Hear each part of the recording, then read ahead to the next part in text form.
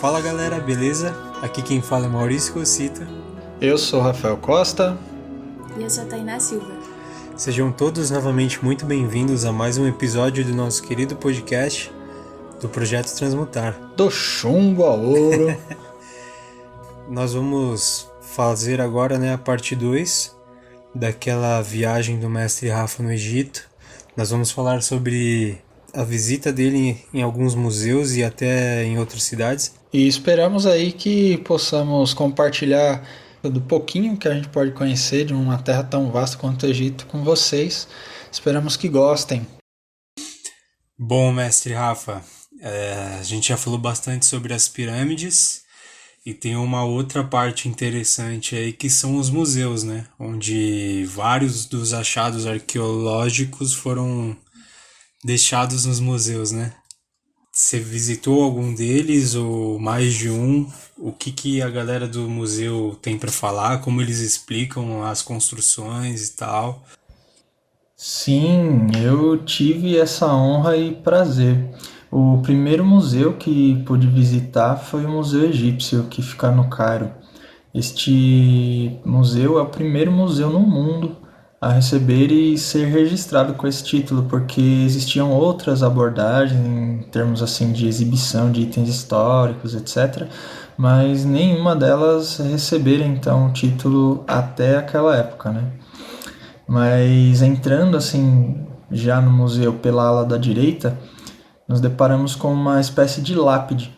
Ela era esculpida em um tipo de rocha negra, muito brilhante por sinal, e possuía algumas inscrições em suas faces.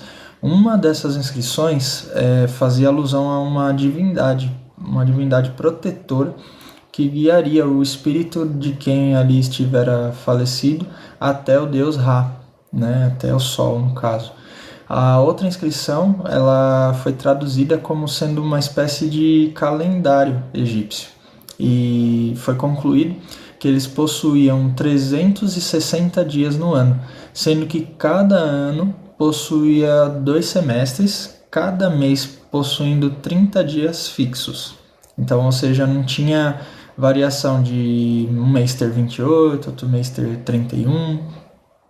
E daí vem a pergunta, né? Porque é muito parecido com o nosso sistema de calendário gregoriano, mas se 30 vezes 12 dá 360, para onde foi os outros 5 dias, né? Que nós temos de diferença para o nosso próprio calendário? A explicação é que os egípcios não contabilizavam esses 5 dias em seus calendários, mas que os mesmos existiam e eram reservados para comemorações temáticas ao deus Ra, deus Sol, né? Para que o próximo ano fosse então próspero e tal. Era como uma espécie de bom agouro. Aí, saindo desse ambiente, a gente encontra mais à frente a prancha de mumificação. Ela se assemelha bastante com uma cama assim de solteiro, né? Porém com umas dimensões mais avantajadas. Ela é feita de rocha, porém é uma rocha muito bem trabalhada, de forma a ser totalmente lisa em sua superfície. Ela é uma prancha com um ligeiro declive assim, né, em sua parte interna, de forma que quando colocado o corpo ali para ser mumificado, os pés da futura múmia iria ficar superior à cabeça. Aí a gente também lá perguntou, né? Mas por que deixar os pés acima da cabeça, né? O corpo, digamos, em declive, né? E aí o Ia lá nos explicou que aquilo era para que o corpo que fosse ser mumificado, né, pudesse escoar todos os líquidos para uma espécie de bacia. E realmente, quando a gente olhou lá, né, direito, tem uma espécie de bacia que se assemelha a uma meia-lua, como se fosse na posição ali da cabeceira dessa prancha, né? Ela tinha uma concavidade e era parte do contexto ali da prancha, né? Era conectada com ela. E os líquidos que iam, no caso, descendo ali, né, por conta do declive, eles passavam por um pequeno orifício de mais ou menos uma polegada e meia, mais ou menos isso, e iam sendo depositados ali. E no processo de mumificação, né, tudo começava lavando-se o corpo, né, para que fosse feita uma purificação, e depois, né, era colocado então o corpo nessa prancha. Eram feitas algumas incisões com rocha vulcânica. Na verdade, não é muito certo, porque já encontraram múmias com mais de uma incisão, outras com uma só, mas o padrão é uma incisão só, né, no lado esquerdo do abdômen, por onde eles retiram todos os órgãos. E esses órgãos, exceto o coração, né, são deixados ali naquela prancha para irem escoando, né, os líquidos e tal, a fim de realizar ali uma estrutura que facilite o não apodrecimento e tal, né? Quando se tira o líquido, evita-se a putrefação, né, dos tecidos orgânicos, né? Então, nesse processo, né, eram ali colocadas algumas substâncias e tal para ajudar, né? E esse processo durava 30 dias, né? E após esse tempo de 30 dias, o corpo e os órgãos, né, eram cobertos por natrão. Natrão é um tipo de sal específico ali do Egito, bem comum, né, para que o sal pudesse eliminar qualquer resquício de líquido, né, que pudesse ter nos órgãos ou no corpo. Porém, o corpo, nesse momento, ele fica separado dos órgãos, né? Os órgãos são depositados, cada um em seu próprio jarro. E quando eu digo seu próprio jarro, já existe um jarro específico para cada tipo de órgão. Cada jarro tem um tipo de Deus diferente que protege aquele tipo de órgão. Então, o natrão era colocado juntamente ali com os órgãos para ir sugando o líquido, ou os líquidos, né? E fazendo com que esses órgãos pudessem ficar cada vez mais purificados ou secos, ressecados, a palavra certa ali, né? Da mesma forma acontecia com o corpo que ficava na prancha. Esse processo durava mais ou menos os 40 dias, né? Então, se a gente for somar os 30 dias de antes, mais os 40 dias com sal lá, né, com natrão, a gente tem um total de 70 dias. É um tempo considerável, né, para se realizar uma mumificação.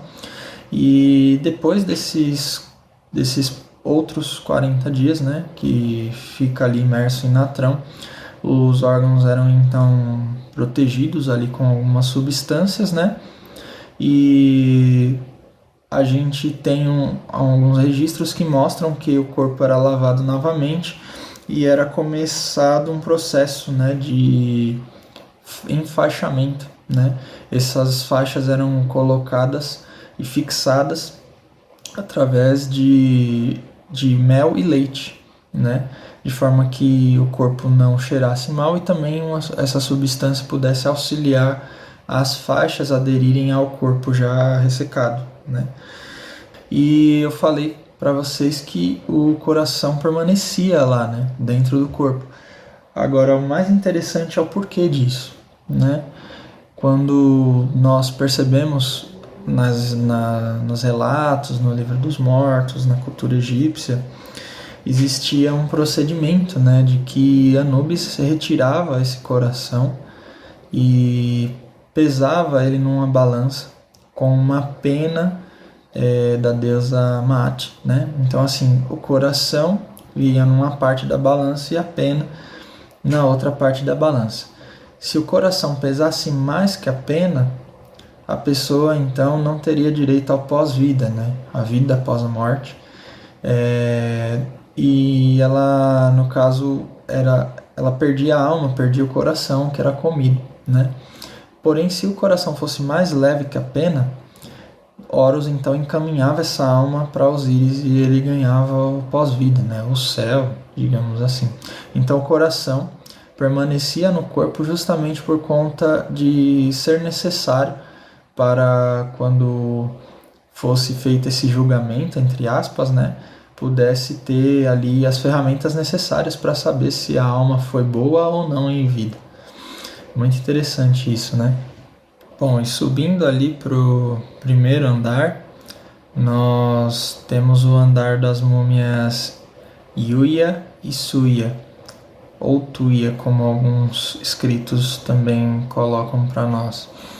Então, Yuya era um homem nobre do Egito, né? Era da 18ª dinastia. Era casado com Suya ou Tuya, né? Que também era da nobreza. E ambos eram tinham um vínculo aí com a pessoa de Amenófis III, né? E esse Amenófis III foi justamente o faraó que Yuya serviu como conselheiro real. Então, assim, pessoas, né, comuns que serviam faraós eram mumificadas, né, como sendo leais para que também pudessem continuar a servir estes faraós após a morte. Então, tanto Yuya quanto Suya ou Tuya, que eram aí o casal, foram mumificados, né? E vocês, se puderem um dia ter a oportunidade de ir até o Museu Egípcio, vão ficar impressionados com o tamanho, né, que possui ali aquele andar, e saber de que aquele andar inteiro ele possui todos os objetos que foram encontrados na tumba desse casal, de Yuya e Suya. Então, assim, uma tumba para nós, falando em tumba, né, a gente não tem noção da dimensão do que era uma tumba no Egito. Algo gigantesco, não é mesmo? Então, pelo próprio caminhar ali que nós fizemos no primeiro andar do museu, nós percebemos tanto objetos pessoais, como cadeiras, armários ou sandálias que eram feitas de papiros, né? E por incrível que pareça, para quem não sabe, era possível sim fazer calçados ou mesmo até roupas com a fibra do papiro. A gente tem papiros, assim, documentos, né, de metros numa parede estampado que parecem que não sofreram nenhum tipo de avaria, parece que mesmo que foram escritos hoje, né?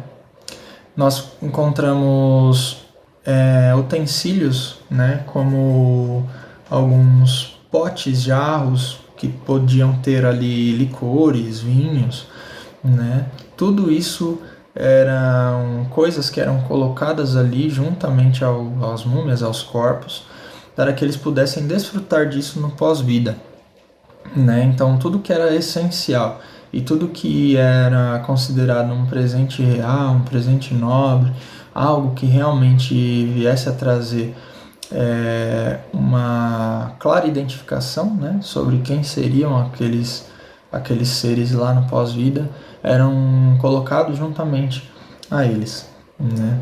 Então, nesse caso, a gente pode dizer que em breve nós teremos esse artigo publicado lá em nosso site, e algumas das fotos desta aventura estarão lá para que vocês possam ver aí com os próprios olhos. E no próximo andar, no segundo andar, nós temos a tumba do rei Tutankhamon, né? Tutankhamon, então, foi um faraó muito jovem, né? E sendo assim, Tutankhamon foi um faraó que morreu aos 19 anos de idade, né? Ele era filho de Akhenaton. Então, no segundo andar, nós tínhamos aí muitas informações sobre ele e também fotos e os utensílios. Então imaginem, se as duas múmias no andar inferior já possuíam e já ocupavam um espaço gigantesco em termos de objetos encontrados em suas tumbas, Imagine então um faraó. Então, assim, existe todo um andar reservado só para as coisas que foram encontradas na tumba dele, e ainda assim uma outra sala anexa onde nós temos as coisas que pertenciam a ele, que são de ouro maciço. Então o ataúde que é do faraó Tutankhamon se encontra lá dentro. É um ataúde que você olha para ele e se pergunta como puderam forjar ou manipular daquela determinada maneira, com tamanha quantidade de detalhes, ouro puro, né? Tanto que não podemos tirar fotos lá dentro, né? Porque tudo que a gente encontra lá é de ouro maciço. Esse ataúde de Tutankhamon, ele pesa 110 quilos aproximadamente. São 110 quilos de ouro maciço e totalmente forjado, detalhado, moldado, curvado. A gente realmente se pergunta como fora possível fazer isso há tantos mil anos atrás, né? Dentro dessa temática toda, imaginem só que se um nobre podia ter um ataúde e esse ataúde ia sendo colocado dentro de vários sarcófagos, variando assim, ou definindo assim, em detrimento da sua importância, a quantidade de sarcófagos que ele possuía. Imagine então o faraó Tutankhamon com seu próprio ataúde de 110 quilos de ouro, com mais 4 sarcófagos. Era algo absurdamente gigante, que você vendo a olho nu de frente, você não consegue acreditar que possa ter existido isso lá naquela época, coisas tão grandiosas que eram feitas com uma complexidade tremenda embaixo da terra, né? Assim, é muito complicado a gente tentar passar em palavras, né, algo tão grandioso, só mesmo vendo para se ter uma noção real ou do quão grandiosa é essa história e a realidade do Egito. Então imaginem aí a quantidade de coisas que nós tínhamos lá na tumba do rei Tut, né? Então assim, desde utensílios comuns até estátuas, rodas de carruagens, potes de perfume. É algo que me impressionou bastante, um pote de perfume que ele tinha, né, que está lá, a demonstração. Os baús onde são e foram depositados os órgãos dele. Todos os objetos que a gente vê na foto, a gente vê ali naquele andar. Então imaginem vocês vendo ali a foto da tumba quando for encontrada, com todos aqueles objetos, e olhar para trás e encontrar aqueles objetos na sua frente. É algo mágico, é algo mágico, é algo muito especial, é uma sensação assim inexplicável, né? E falando um pouco sobre o Museu de Mênfis, né? O Museu de Mênfis, que se encontra na cidade homônima, ele está construído em uma região onde teve que ser feito um trabalho de solo impressionante para poder permitir a construção do mesmo ali naquela região. Pois Mênfis tem uma estrutura de solo muito fértil, tanto que esse foi um dos motivos para que ela fosse considerada a cidade capital da antiguidade do Egito, né? Então, qualquer semente, qualquer tipo de plantação que ali é feita, né, de qualquer tipo de agricultura que seja empregada ali naquele solo, é bem fácil de se cultivar. Então, era uma cidade muito procurada, muito rica em recursos, e esse museu ele teve que fazer uma espécie de um asfalto em todo o solo ali, teve que fazer todo um trabalho para poder ser construído. E dentro dele nós temos uma das estátuas assim mais impactantes, né, que nós podemos encontrar lá, que é a estátua de Ramsés II. Ramsés II foi um grande faraó, conhecido como Ramsés II o Grande, né? A estátua que nós encontramos dele no Museu de Mênfis é inexplicavelmente bela. E digo inexplicavelmente por conta justamente de, antes mesmo de a gente conhecer a história, já nos causa um impacto muito grande ao entrar no museu e se deparar com ela. E quando a gente conhece a história, fica ainda mais bela. Então, assim, basicamente, essa estátua ela fica na posição horizontal, ela não fica na vertical, ela fica deitada, né, com o busto para cima. Então a gente consegue visualizá-la melhor a partir de subir as escadas para o primeiro andar e observá-la de cima. Então ela tem mais ou menos aí, acredito eu que aproximadamente uns 7 a 10 metros de comprimento. E nós percebemos nela que na parte de baixo, né, assim que entramos, existe uma estrutura bem deformada, né, como se fosse uma pedra comum. Porém, quando subimos, né, ali no primeiro andar, a gente consegue perceber que ela é totalmente conservada na parte superior, na parte frontal, né, de Ramsés II. E o que explica isso, né? Aí é onde a história fica bela.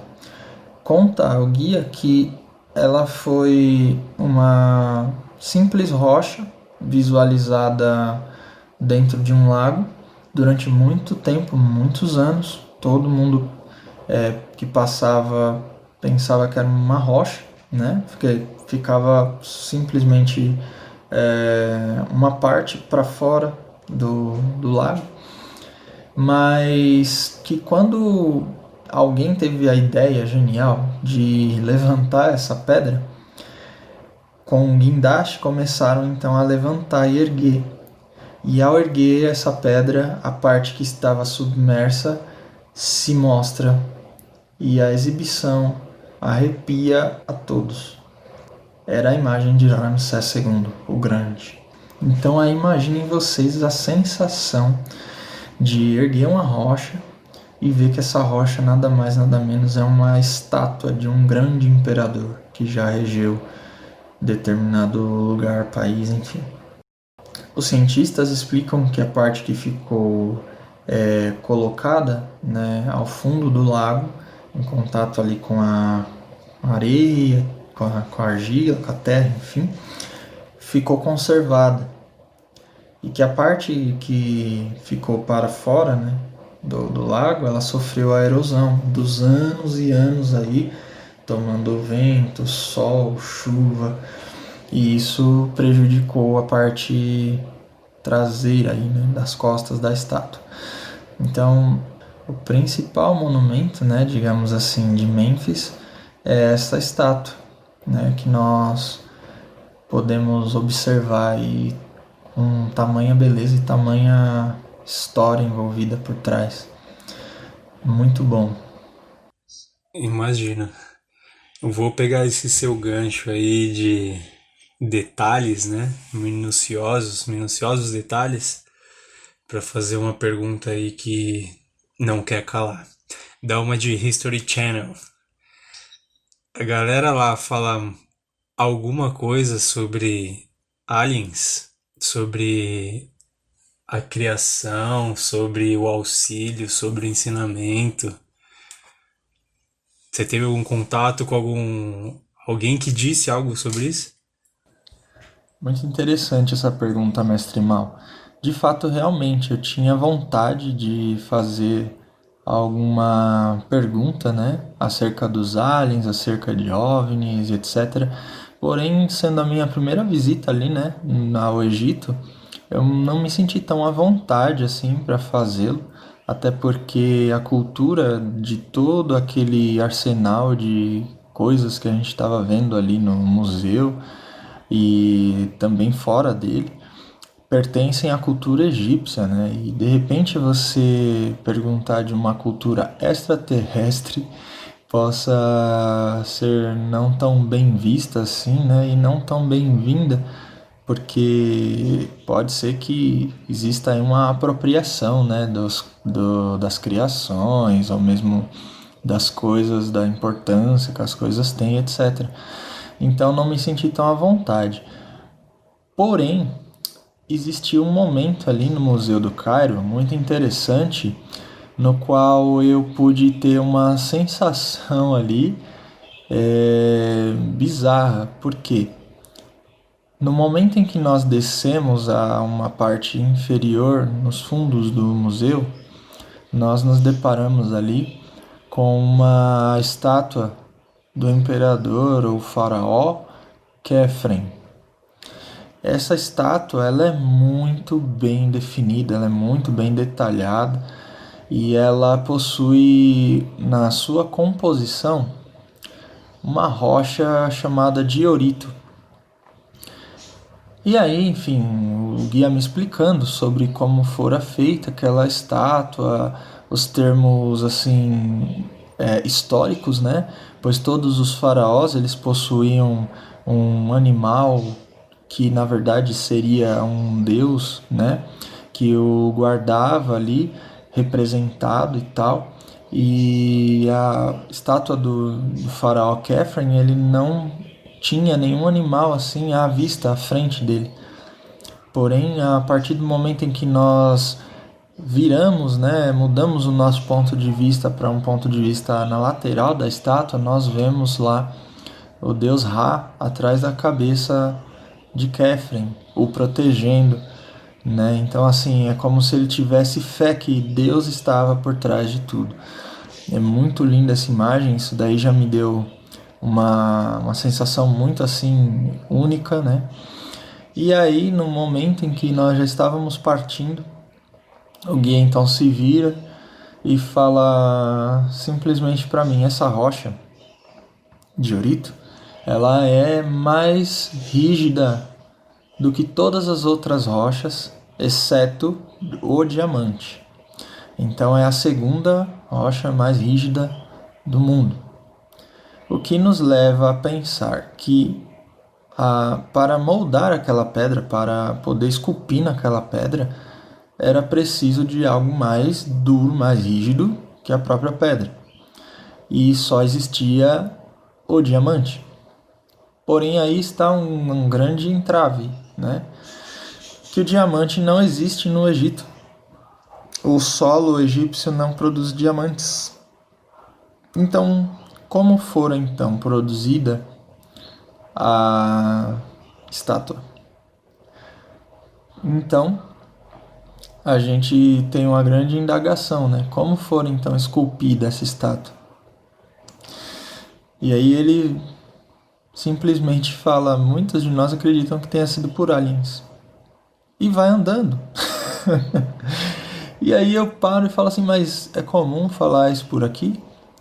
Aí ele olha pra mim, dá de ombros e fala: yes.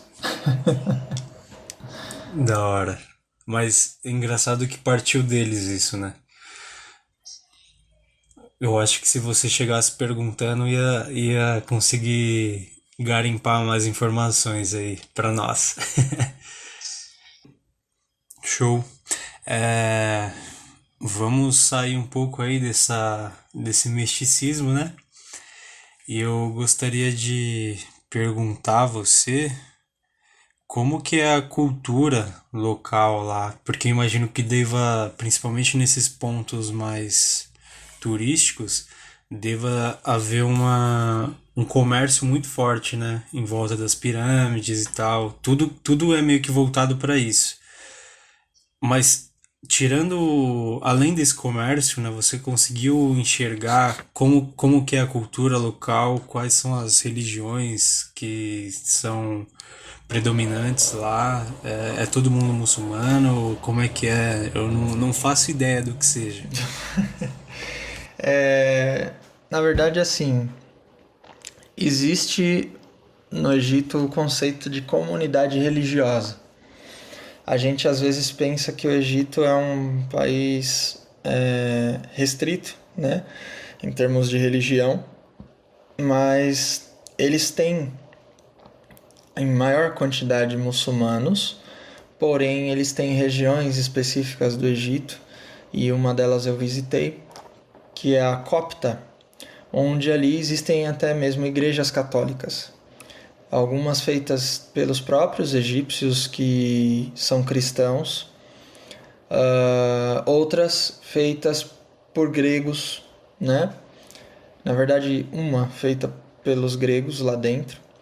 E existe uma comunidade religiosa. Então essa comunidade religiosa, ela se comunica, ela se conversa.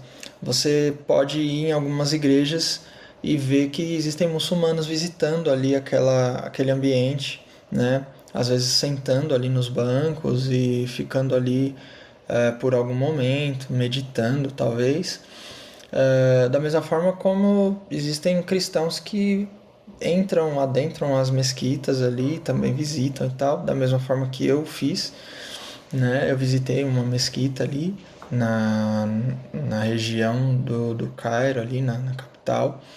Então não há esse conflito como muitas vezes a gente pensa, né, na cultura local em termos religiosos. A maior parte sim é muçulmano, porém existem outras exceções que se conversam, que se comunicam tranquilamente sem nenhum tipo de preconceito entre elas. Legal. E a gente sabe que o Egito é milenar aí, né? Tem, sei lá, 5.000 anos de história registrados. Você consegue sentir hoje, na sociedade atual, né, 2020, que o povo carrega essa herança de faraós, essa herança de todo esse terreno arqueológico, toda essa cultura rica que a gente tem registro? Então, é uma parte, talvez das mais delicadas de a gente tratar, porque o Egito em si, ele vive a maior parte do capital do Egito é, gira, né, em torno do turismo. Então, assim, lá é muito difícil você ver as pessoas em si, ou pelo menos a maior parte delas, com esse mesmo jeito, né, que a gente conhece aí, essa cultura, essa forma de viver que a gente conhece aí dos faraós, do Egito Antigo, né? A maior parte aí tem uma visão muito capitalista hoje em dia, né? Você vê bastante vendedores próximos ali às pirâmides, você vê bastante gente fazendo comércio, né, nesses lugares. É absurda a diferença de valores para turista e para um egípcio nativo, para você adentrar qualquer espaço, né? Por exemplo, o dólar aqui hoje no Brasil tá girando em torno aí de R$ 5, um pouco para cima, talvez um pouco para baixo disso, mas no Egito é 15. Ou seja, Caramba, o nosso real seria muito mais valorizado no Egito, né, do que as libras egípcias aqui. Porém, é absurda a diferença de valor quando você vai, por exemplo, lá no Museu de Mênfis. Você percebe que é 10 libras egípcias, um ingresso para um egípcio nativo, e 80 libras egípcias para um turista.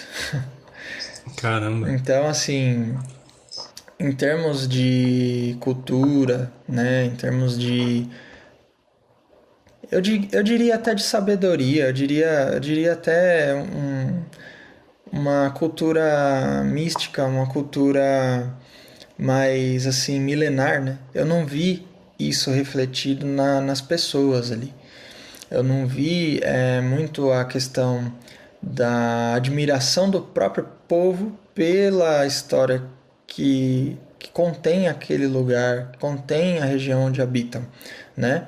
Então, assim, dentre todas essas questões, eu ficaria com a simples visão de que, assim, quando, né, a humanidade adere a conceitos mais capitalistas, conceitos mais materialistas, né, não falando só em termos de dinheiro, mas assim em termos de matéria, né, em termos de visão limitada à matéria, não expansiva, não abrangente, fica difícil haver esse tipo de admiração, de contemplação e mesmo de interesse por algo que é tão antigo como é o Egito, que muitas vezes a gente pode estar até conhecendo mais sobre a parte mística dos mesmos do que os próprios, até por conta das limitações religiosas que eles têm.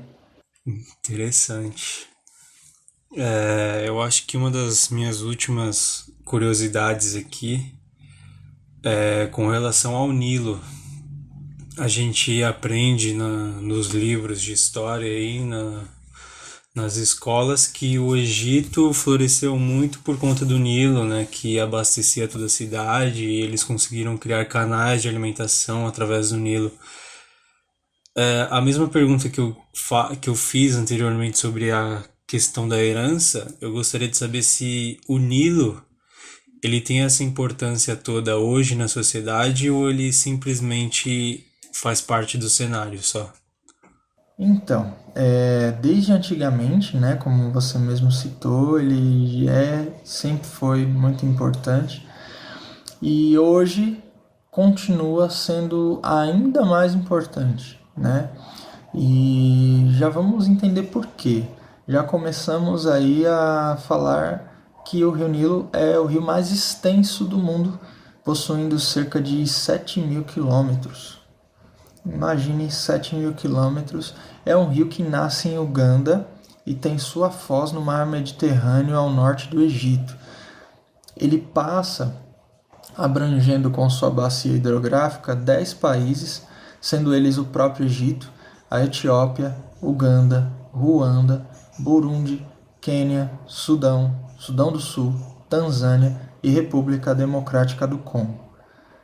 O rio, como pega toda essa extensão aí do sul, né, até o mar Mediterrâneo, a gente já, com o mapa aí na mão, a gente vai ver que ele tem a nascente ali embaixo e a foz lá em cima, então, ou seja, do sul para o norte. Este fluxo não é um fluxo natural, normalmente, ele é um fluxo invertido, né, comparando com os outros rios ali, né, que geralmente tem a sua foz, né, sempre ali descendo pro sul, no caso, se encontrando ou tendendo a se encontrar ali no Equador. Ele faz, né, o caminho inverso. E por que ele faz esse caminho inverso? Porque a parte sul ela é mais alta do que a parte norte. Como a gente acabou de dizer, o mar Mediterrâneo está localizado ao norte do Egito e é uma região no Egito ali litorânea, então ela fica a nível do mar, ela é mais baixa, né, do que aonde o rio ali nasce. Então a parte sul é mais alta, a parte norte mais baixa. Pela gravidade ele desce para cima, né, se a gente for assim dizer. E no caso as águas do Nilo, né, também são muito densas. E ao fazer um percurso ali com guia no Cairo, eu perguntei se a gente tinha a possibilidade de entrar no rio, nadar e tal. Ele me deu uma olhada um pouco estranha assim e simplesmente ele falou: não é qualquer pessoa que nada no Nilo, não é tão fácil assim quanto parece, né? Inclusive ele citou que atletas de alto rendimento nadam ou vão até o Nilo para nadar justamente por treinamento, porque no caso ali, como as águas são muito densas, eles têm de se esforçar mais do que o normal, e se esforçando mais, eles treinam a ter maior resistência. Então eles utilizam a dificuldade justamente dessa densidade ser maior do que as águas naturalmente pelo mundo aí, para poder desenvolver uma maior capacidade, né, atlética, digamos assim. Então é um rio de águas muito fortes, muito densas. Realmente a gente não percebe um movimento muito leve nas águas. A gente, ao olhar assim as ondulações, são ondas um pouco mais afastadas umas das outras, né? E mais largas. E isso é natural até mesmo olhando do ponto de vista que a gente tem de cima, né? Porque para quem não sabe, no Cairo, nós nas margens do Nilo não temos ali a possibilidade de encostar nas águas, de adentrar o rio, sendo que existem grandes paredões nas margens, né, que fazem ali uma divisão, né, clara entre as ruas e o rio. E essas divisões elas ficam bem acima do nível do rio, né? Então é como se de repente a gente imaginasse o rio Tietê, por exemplo, aqui do estado de São Paulo, onde você tem aquelas barragens ali de cimento nas suas laterais que impedem, né, de ele adentrar a marginal Tietê, no caso. E acontece a mesma coisa lá, porém as margens lá, né, na parte superior, elas possuem ali alguns calçadões, né, que são ali utilizados também por turistas, né, para utilizarem ali as lanchonetes, os restaurantes, ou mesmo para adentrarem cruzeiros, que são muito comuns lá no Egito, né, pelo Rio Nilo.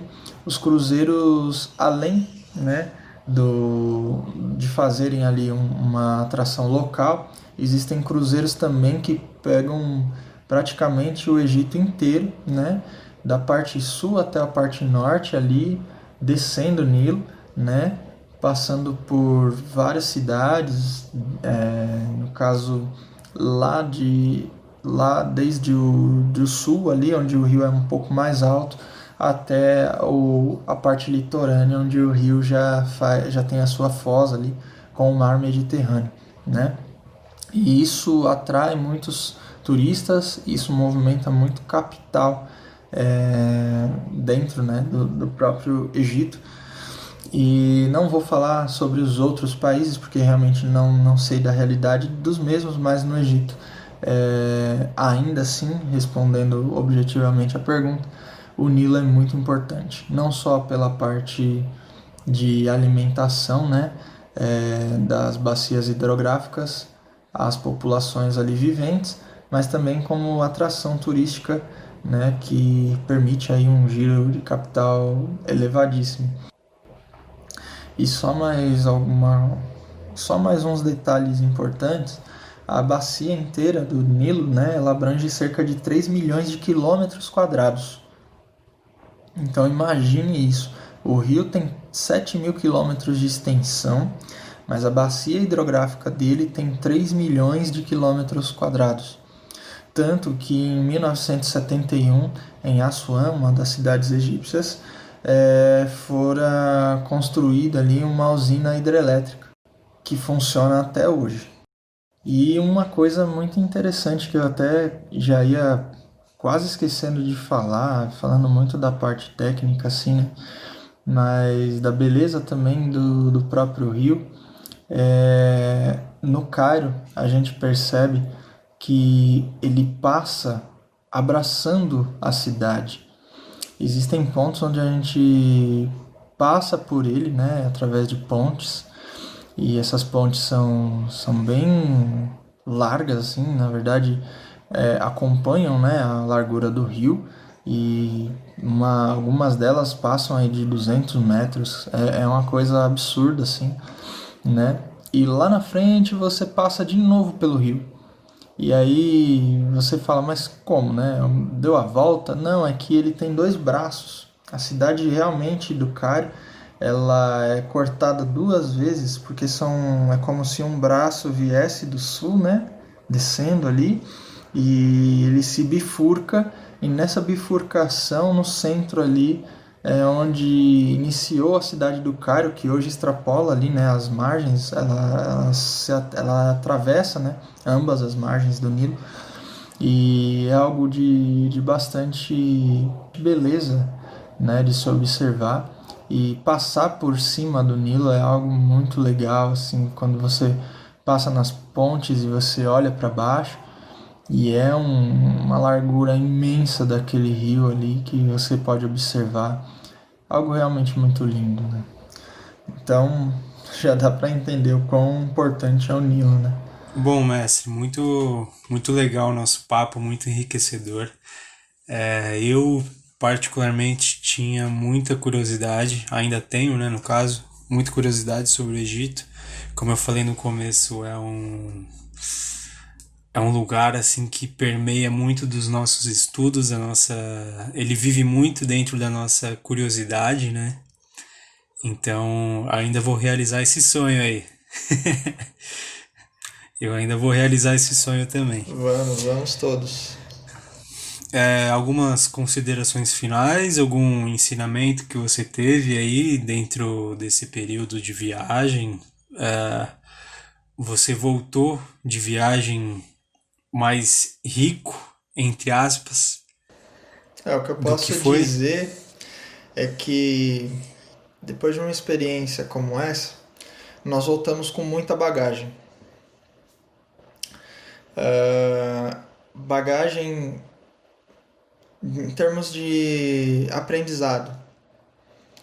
E esse aprendizado, ele não é algo simplesmente intelectual. Ele é um aprendizado de vivência, de sabedoria, de experiência. Então, muitas coisas nós voltamos sem definir ainda com palavras o que aprendemos de fato, porém sentimos que estamos diferentes. E em algumas situações, com o tempo, a gente consegue visualizar determinadas coisas e lembrar de outras que vivenciamos durante a experiência. E isso faz com que a gente então defina ali um determinado aprendizado. Então é algo que eu passei lá, por exemplo, 4 dias inteiros, completos, né? Mas eu posso dizer que até hoje ainda retiro lições desses 4 dias de coisas que aprendi lá, né? E não é só intelectual, é o que eu quero dizer. É algo né, real, assim, é algo além da realidade que a gente tem como objetiva, né? Do raciocínio, da lógica, da compreensão, do conhecimento em si. É algo mais profundo. Então, quem puder ter essa experiência, tenha, porque realmente ela enriquece em termos de ser, né? Você pode E além de não enriquecer em que termos de isso, ter, porque você vai gastar, mas sim, como ser, você enriquece. Você se enriquece muito, né? E é legal porque também você vê os dois opostos, os dois extremos. No meu caso, com a escala em Londres, né? Foi assim um país considerado de primeiro mundo, né? Onde até a magia de Harry Potter ainda funciona, e você ir para o Egito, né? Onde ali Moisés ali viveu e libertou o povo e tal, toda aquela história. Então é de um lugar muito contemporâneo para um lugar muito antepassado, né? Então você sente esse choque de ambientes, e isso é interessante perceber, porque você consegue vivenciar tudo isso na mesma Terra, no mesmo planeta, na mesma vida. Isso é legal. eu imagino que deva ser uma baita expansão de consciência, né? De Sim, sim, ponto de muito, vista muito também. legal. Ô, Rafa, você trouxe alguma coisa exótica de lá? Alguma Eu trouxe umas lembrancinha? areinhas do deserto lá, muito legal, muito Eu legal. sei, nós recebemos isso. Mas eu trouxe umas aranhas do deserto que me deram trabalho no aeroporto para passar lá, porque fiquei com medo de alguém de repente ter derrubado cocaína nelas lá no meio do deserto, e eu peguei logo aquele pedaço ali, porque nas máquinas dos aeroportos lá, eles paravam ali para analisar aquele negócio, demorava tanto tempo que dava até uma preocupação, assim, né? Mas enfim, eu Você consegui preso chegar agora. com a areia aqui no Brasil. Show. Trouxe de lá também papiros, né? Papiros que são, assim, outra. Daria quase mais uma das perguntas aí, se a gente fosse colocar, teria bastante coisa para falar sobre eles. Inclusive a ideia do papiro é que deu a origem ao formato triangular das pirâmides, né? Pois o papiro também é uma planta triangular. E é uma planta, para quem não sabe. Eu não sabia, por isso que eu falo isso. Então, é uma planta, e é da planta que é feito o papiro. E eu trouxe alguns papiros que são fabricados lá pelos egípcios. Trouxe uma essência, é um perfume, em uma loja que eu pude visitar lá de óleos essenciais, onde eles detêm todos os tipos de essência de perfumes do mundo inteiro, né? Você pode chegar lá e falar o perfume que você usa, eles vão achar a essência lá no meio dos milhares de potes de vidro que eles têm com essências lá, e vão pegar e te fazer cheirar, e você vai confirmar que é o seu perfume. E não é o misturado com álcool, água, nada disso, é a essência. Antes de virar o perfume, né? A água de cheiro, como a gente fala. Não é água de cheiro, é a pura essência do perfume ali. Então fui até lá, eles me apresentaram algumas essências, me apresentaram algumas substâncias que servem como adstringentes de vias orais. Você, ao ferver água, você pode pingar algumas gotas ali, fazer uma aromaterapia. Então essas coisas são bastante legais ali, respondendo à questão da Mestra Tatá e da coisa exótica, do que eu pude trazer de exótico de lá, acho que tá respondido. Esse aí bateu o recorde. Bom, galera, nós esperamos que vocês gostem do episódio, né? Não se esqueçam de nos seguir e nos comunicarem nos nossos meios de comunicação, que são o YouTube, né? O canal Projeto Transmutar. O Instagram, projeto.transmutar. No nosso e-mail, contato@projetotransmutar.com.br, E no Castbox Projeto Transmutar. que também é o Spotify. Ah, é verdade. Temos Spotify. E o Deezer. E o Deezer. É o podcast que mais cresce no Brasil, esse aí. Muito bem, então desejamos a todos uma ótima reflexão, que aproveitem bastante este podcast. Ficamos por aqui então, um grande abraço. Paz e luz a todos. Um beijo, até mais e... Transmutem-se!